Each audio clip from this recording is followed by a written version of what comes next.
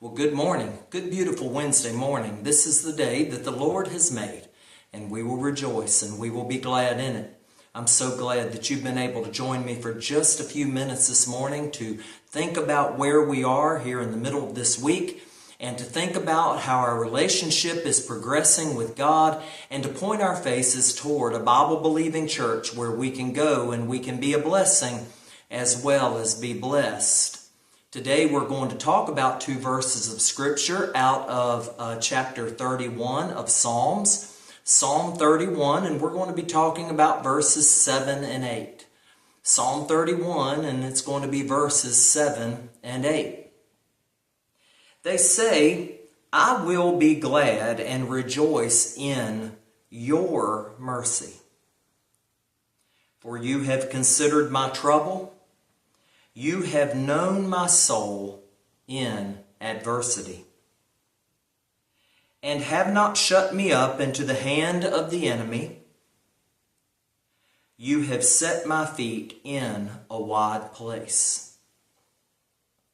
Now we continue to look at the Lord as a fortress, as a place that we can be safe and we can be secure in His protection and under His authority. And verse 7 just reinforces that. The writer says, "I will be glad and rejoice in your mercy." And I hope that we all, each morning we wake up, that we are grateful and we are glad and that we are rejoicing in God's mercy. Because His mercy is new each and every morning. Lamentations tells us that His mercies, His blessings are new each and every morning, and that we have nothing to fear each and every morning, that we serve a powerful God that is taking care of us. It says, "For you have considered my trouble." So what is this saying? This is saying that God knows our troubles. Sometimes we don't even know our troubles very well. Something has us anxious or on edge. Something has us thinking and our shoulders drawn up, and we're not even sure what it is. And God already knows what the trouble is. He knows where it's coming from. He knows the core issue, and He is working on that already. So we don't have to worry because God is considering our troubles. It says, "You have known my soul in adversity." So our God does not desert us in times of trouble. He does not leave us and forsake us in times of adversity. God is no fair weather friend where as long as everything's going good and we're giving lots to the church and we're working really hard in the church and all of our prayers are happiness and unicorns and pink cotton candy, that our God is saying, "I really like this relationship." And then when the adversity hits, no, that's not how our God is. In fact, our God says, "My grace is sufficient for you."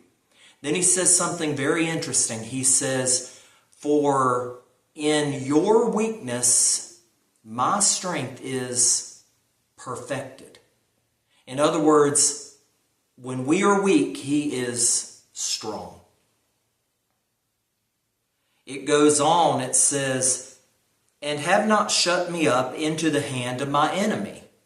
So what does that mean? Well, that means that God has not allowed the enemy to take hold.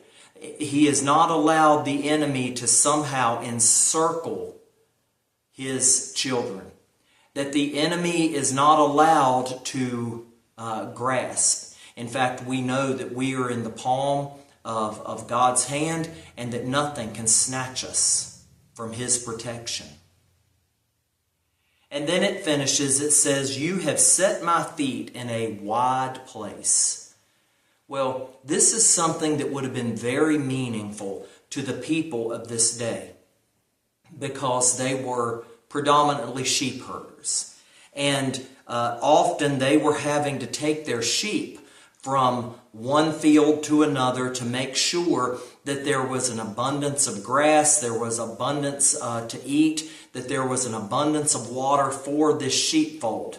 And the sheepfold, they would begin to drive them, and at first they were in a field, and then they had to go along these rocky paths that maybe were up over, maybe there were stones in the path, maybe there were very tight places where the sheep were having to be funneled through one at a time. Sometimes the shepherds had to lift them over these tight places so that the sheep could continue to move along.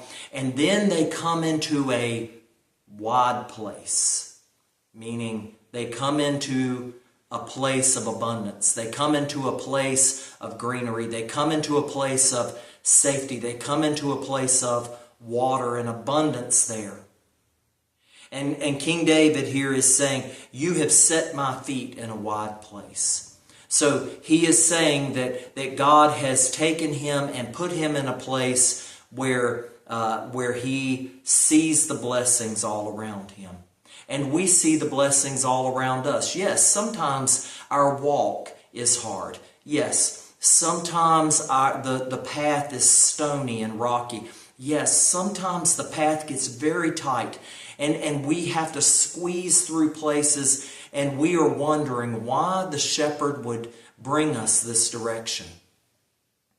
We have to have faith that God is leading us into a wide place. That He's not taking us to shut us up into the hand of our enemy. He's not going to allow us to be hurt. Instead, He is taking us to a wide place where we can be glad and rejoice in His mercy, because we know that He saw that there was trouble and adversity in this place, and He is now moving us to a place where we will be taken care of, and it is a wide place full of goodness and full of blessings. I want you to be encouraged today. I pray for you. I know you pray for me. I pray for this nation. I pray for this world. I pray that we will turn back, and that we will turn in such a way as that we will desert the idols and desert the world that has started to, or not started, but is very effectively distracting many of us from service to God, and that we will turn our faces fully upon Jesus, and that we will serve Him in the way that He is causing us to serve. You be encouraged today. You have a great day today. Have a great rest of the week. And let Sunday find you in a Bible-believing church among fellow believers, where you can receive a blessing, where you can feel as though you are sitting among people who love you, where you can receive that blessing and you can be a blessing to others. You have a great day today. Have a great rest of the week.